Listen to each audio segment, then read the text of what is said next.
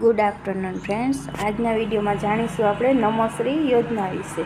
આ યોજના નરેન્દ્ર મોદી સાહેબ દ્વારા ચાલુ કરવામાં આવેલી છે અને આરોગ્ય વિભાગ દ્વારા ફોર્મ ભરવામાં આવે છે। FHW દ્વારા આ ફોર્મ ભરાય છે તે સગર્ભા માતાઓ માટે છે।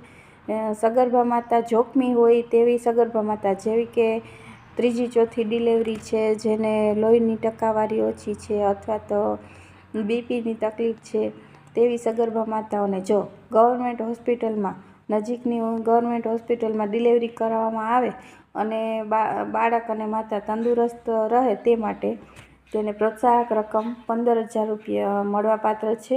અને આ યોજનામાં 7 દિવસનું રોકાણ ગવર્મેન્ટ હોસ્પિટલમાં કરવું જરૂરી છે।